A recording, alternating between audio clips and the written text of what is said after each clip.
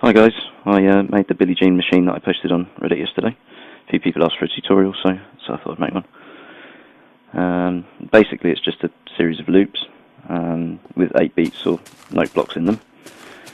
And I've used an AND gate for each loop to control whether it plays and whether it repeats, basically. So that's an AND gate.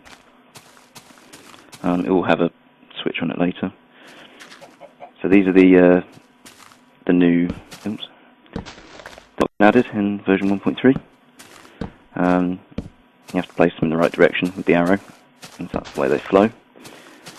I'm not sure whether this is a bug or not, but if you put redstone where those blocks are, which is the obvious thing to do, you can't actually branch off to the note blocks. You'll see what I mean in a minute. So basically, for some reason it works with blocks. I don't understand why, but maybe it's a bug. Okay, so that's the two sides. Basically it loops around in a physical. As you can see, I've placed the repeaters in the opposite direction. So yeah, basically here with the redstone, if you put redstone where the blocks are, it just won't work. I don't know why, it just won't. So it loops around here, more redstone, and then eventually loops back to the AND gate. So basically when it comes round, if the lever is on, then it will play again. And yeah, need a button. The button's literally just to start it. The button won't work if the lever's not down, and the lever doesn't do anything if you don't press the button. Okay, so that's the basic start. For Billie Jean anyway, I've used it at the third setting, so it's 3 ticks in between each one. Except for the first one actually, but I'll show you that in a minute.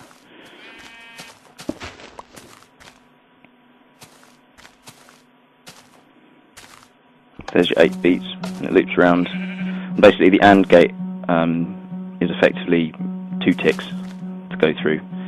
So the first repeater only needs to be on the first setting, so 1 tick. Okay, that was F sharp, and that's C sharp. Well, alright, the first one was F sharp, the second one was C sharp, the third one was E, fourth one was F sharp, fifth one was E, sixth one was C sharp, seventh one was B, and the eighth one is C sharp. C sharp. So that's 12, 7, 10, 12, 10, 7, 5, and 7 hits.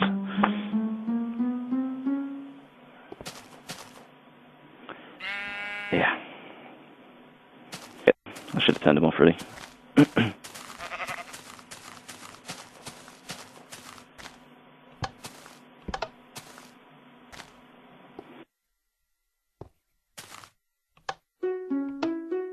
And there's the basic bass line. There you go. I finally twigged it. Yeah, basically that makes it nice and smooth. And repeat at the right time.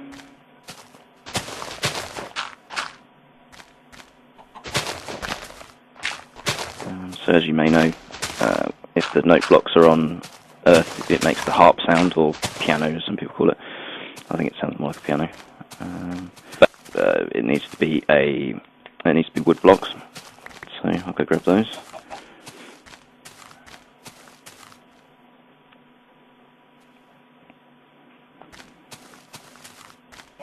And that'll make it sound a lot more like the song.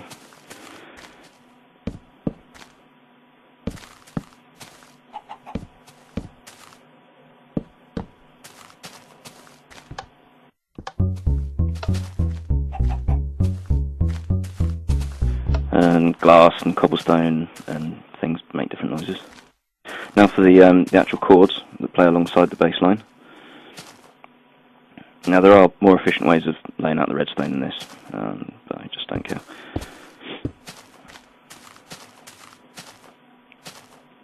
So the chords happen on the first beat and the fourth beat, so it's slightly off time.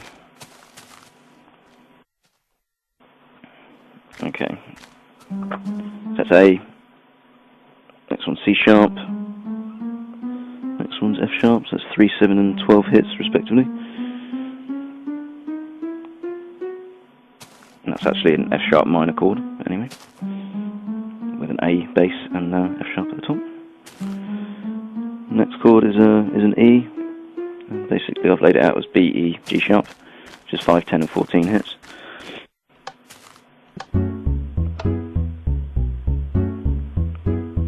Very nice. I'm only going to make this first section. Anyone can go find out the notes for this. Right, basically the end of the first loop actually goes up and triggers the next loop, which is the next lot of chords in the song. So those chords up there are slightly different. The note block's the same as the one down below, and the output from here actually comes back down and triggers off the first one. So for the main part of it, it's actually a 16-beat loop. It's just 1/8 loop is above the next, basically. And what I've done here is I've branched off the output of the second loop to another AND gate, which triggers off the actual chord. And the button here is essentially the same as the button on the first AND gate, but it triggers off multiple AND loops. So it comes under the floor here and can trigger both of those off, or it goes up on the left there.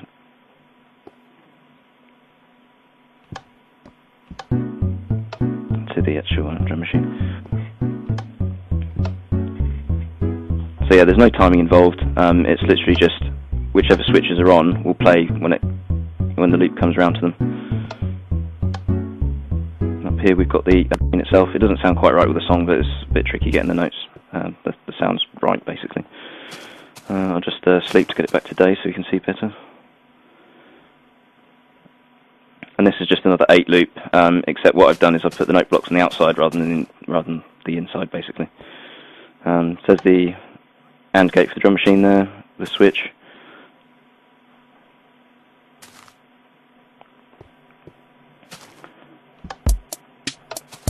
So yeah, there's basically stone underneath some of them for the sort of bass kick sound, and sand for the higher sort of like snare sounds. So yeah, apart from the loops, basically it's all about controlling where the outputs from each loop flow to next. And you join up any loops that you want to follow on from another one. Make sure the output is going to the relevant AND gate, basically.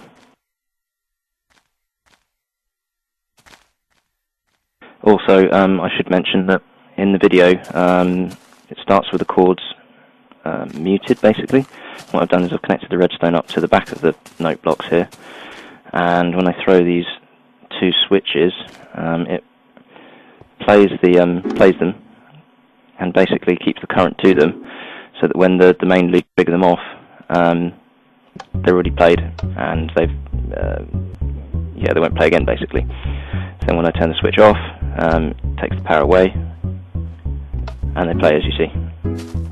Right, thanks very much for watching. Hope that's helped some people, and hope I haven't rambled too much.